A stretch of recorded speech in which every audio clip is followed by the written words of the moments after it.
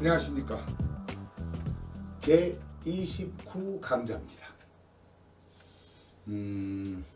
참 이렇게 강의를 하다 보면 이제 우리 부모님들을 화면으로라도 보게 되고 참 우리 부모님들이 보면서 그래 내가 이런 것은 좀 잘못했어, 요건 좀 잘했구나, 이런 걸 많이 느끼시죠?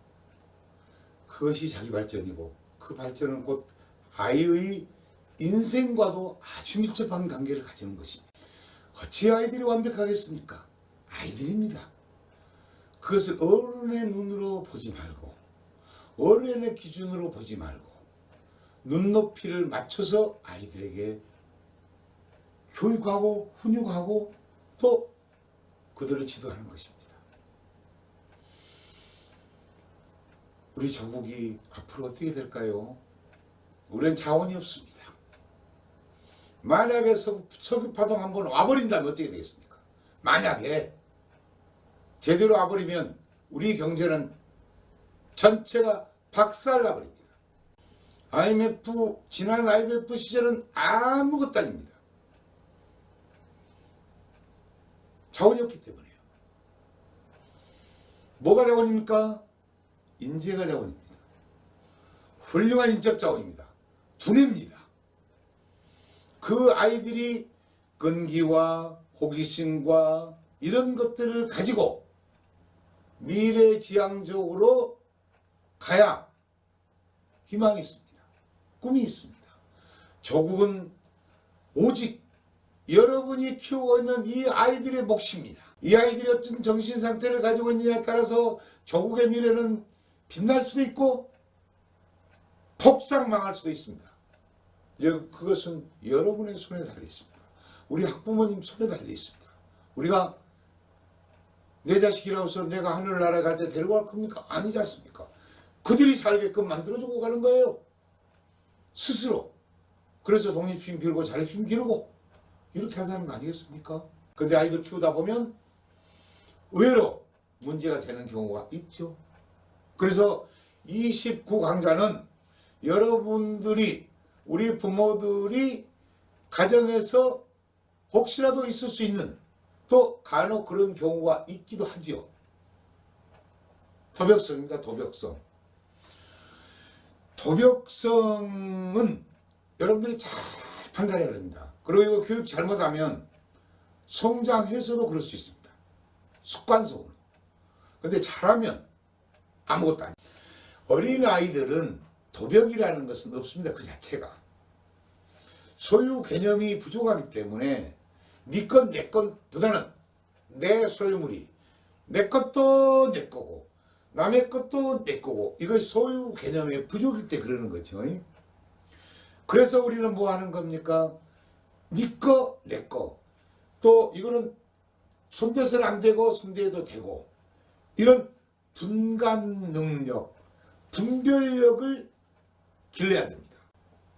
이것을 꾸준함이나 훈육이나 잔소리로 지도하려고 그러면 절대로 실패합니다. 특히 도벽성은. 그건 심리적 현상이 굉장히 강하기 때문에 어떻게 하느냐에 따라서 아예 습관성이 되어버릴 수도 있습니다. 이것은 약을 너무 많이 쓰면요, 약발이 안 맞아요. 그렇죠. 아무리 좋은 약도 똑같습니다. 그렇죠. 어른도 네 것도 내 거고 내 것도 내 거고 이런 식으로 된다면, 아니 굳이 그렇게 안 해도 그런 마음을 약간씩 가지고 있는 사람도 있을 수 있지 않습니까? 그래서 아이들에게서는, 어린아이 때는 이 아이가 소유 개념이 부족하다는 것 때문에 진정한 도벽으로 보지 말고 이 아이에게 차츰차츰 하나하나 커가면서 소유 개념을 심어주면 도벽은 자동적으로 없습니다. 그런데 도벽은 이제 아이들이 커가면서도 그런 행동이 계속 나타날 때는 정서적으로 문제가 있습니다. 대부분 도벽은 소유가 개념은 강한데 애정결핍이라든가 이런 걸로 인해서 남에게 보여줘야 되는 게 없다든가 이랬을 때 애정결핍에서 굉장히 많이 나온다고 그러죠. 정신적, 정서적, 인격 형성이 잘 되면 문제가 없고, 인격 형성에 문제가 있다든가, 애정결핍, 지나친 사랑도 안 좋지만 애정결핍도 안 좋죠. 아니 그렇다니까요. 나무에다가 물을 많이 줘버리면 뿌리가 썩어버려요. 다시 말하면 아이에게 과잉 보호는 문제가 되는 거고, 물을 한 개도 안 주면 말라비틀어지죠. 똑같은 얘기예요. 그래서 인격 형성 중에서도 나는 소욕이, 그러니까 아이 심정에서 소욕은 강한데 너무 지나칠 정도로 가난하다든가 이랬을 때는 도벽성이 생길 수가 있습니다. 뭐 다 그렇다는 얘기는 아니고요. 그럴 수 있다 이거죠. 이것은 어른들이 어떤 것에 강도라든가 이런 거 들어가서 할 때 보면 노름을 했다든가 뭘 했다든가, 그래서 빚을 많이 진 것 카드값 갚으려고 은행 강도하는 경우도 간혹 뉴스에 나오지 않습니까? 그래서 그렇게 되면 안 된다는 거죠. 그 사람은 마음속에 도벽이라는 하나의 암덩어리가 있었던 겁니다. 어렸을 때부터. 그것이 행위로 나타났을 뿐이죠. 왜? 환경에 적응을 잘못한 거죠.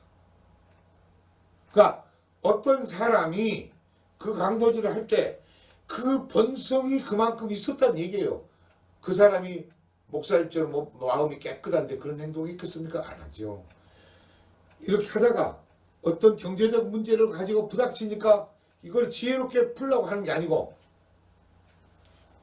그런 걸로 해서 하려고 했는데 다 그렇죠? 그래서 자제력이 부족하면 도벽이 생깁니다. 네? 아 저걸 훔칠까 말까, 저거 훔칠까 말까, 저거 내 건데 이렇게 생각을 하는데 전혀 남의 걸 가지면 안 되지. 이거 자제력. 그래서 여러분 내가 계속 강조하는 게 뭡니까? 자제력도 교육입니다. 훈육입니다. 이렇게 키우자는 거죠. 그래서 어떤 자제력의 문제 같은 경우에는 우리 부모님들이 가장 실패한 원인이 어디 있냐. 오늘 무슨 일이 일어났다. 그러면 오늘 고치려고 그래요. 끝까지 반성했다고, 안 잘못했다고, 다시는 안 그러겠다고 이 말을 다짐해내려고 하는데 그거 소용없습니다. 가볍게 훈육을 하고 가볍게 꾸준하고 이 아이에 대해서 즉각 고치려고 하지 말고 정말로 다시는 그런 일이 없어야겠다고 생각을 하면서 아이에게 거는 기대는 길게 잡으시라 이거죠. 길게. 그래서 하나하나 계단 오르듯이 인성을 바꿔나가자 이거죠. 그래야 원 근본이 없어지지. 그 순간만 엄마 내가 잘못했어. 다시는 안 그럴게요. 이 말 얻어내는 립서비스. 그거 가지고는 아이 교육이 안 된다는 거죠. 그래서 즉각 고치지 말고 천천히 고치겠다. 이런 마음을 가지고 길게 보시는 겁니다. 그리고 그 속에서 가정 환경에 내가 문제가 어디 있나 전문가한테 상담을 한다든가 내가 반성을 한다든가 또 객관적으로 누구에게 물어본다든가 이렇게 해서 여러분의 가정 환경의 개선이 되면, 다시 말하면 양육 태도를 바꾸면 아무리 비뚤어진 마음도 사랑으로는 치료될 수 있습니다. 우리가 도벽이기 때문에 지난번에 잠깐 제가 앞에 강의하면서 우리 아이 도벽에 대해서 말씀을 드렸는데 이 도벽 강의이기 때문에 제가 좀 다시 한번 강조를 하고 싶은데요. 이거요. 어쩌든 도벽 왜 없었겠습니까? 그런데 소유 개념의 문제점으로 깨끗하게 해서 치료했습니다. 5살 때, 4살 때. 작은 놈이 4살이고 하면 5살이 났습니다. 그때에 이 아이가 자기 이모가 이제 왔어요. 이제 놀러 왔다가 가면서 택시 타고 가라 날씨도 추우니까 그러니까 이거 돈 많은 사람이라 택시 타고 우리 같은 날 무슨 버스도 아깝지 그러니까 이모 나 돈 많어. 2,500원을 딱 주는 500원짜리 5개를. 요 냄새가 나는구나. 네가 500원짜리 100원짜리 하나라도 이거 얼마나 짠 물로 내가 줬는데 너 어디서 났는지. 그러나 심증은 있으나 물증이 없어요. 이 물증이 없으니까 조사에서 물증 없으면 안 되지 않습니까? 심증은 갑니다. 그래서 안 되겠다. 지금 분명히 내가 지금 제지저금 통장에 넣는 500원짜리 거기서 뺐을 것 같아요. 가서 보니까 말짱해요. 여기서 하는데 이걸 어떻게 해야 되나. 자 이제 조사를 시작해야겠다. 영빈아 아까 이모한테 준 돈 뭐야?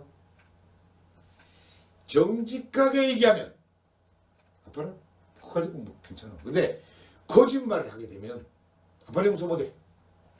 그랬더니 아빠 나 지금 통장에서 꺼냈는데요. 어떻게 꺼냈냐? 현장 검증을 해봤죠. 현장 검증. 그러니까 그 집사람 그 손톱 소지하는 작은 그 가위로 구멍 넣어가지고 장난 놀다가 또 그래서 쭉 빼니까 나온 어디야? 계속 나온 거예요. 이걸 6개를 해가지고 동생 입마금 하려고 100원 뭐 사주고 저 100원 사먹고 또 100원 동생 주고 저 100원 갖고 그래가지고 100원 남은 거 하고 2,500원 5개 이거 딱 주머니 넣고 다니다가 옮겼길래 이모한테 준 거예요. 그래서 야 너희들이 정직하게 얘기했기 때문에 다시는 안 그럴 거지? 네. 그러면 정직하게 했기 때문에 이제 이거는 용서됐다. 그러나 아빠도 너희들 교육을 잘못했기 때문에 반성 시간을 갖자 우리가. 그래서 우통 딱 벗고 그 추운데 밖에 나가서 추운 날 우통 벗고 셋이서 딱 서 있었죠. 우리는 반성하면 들어간다. 한 5분 지나니까 아빠 나 반성했는데요. 그럼 들어가라. 그 다음부터는 한 개도 그런 것을 구경할 수 없었어요. 뭐 돈을 놔둬도 가져가지 않고 필요한 것은 달라고 하고 이렇게 정직하게 키웠던 경험이 있습니다. 여러분 도벽은 여러분들이 어렸을 때 양육태도의 기여를 한다는 것을 명심하시고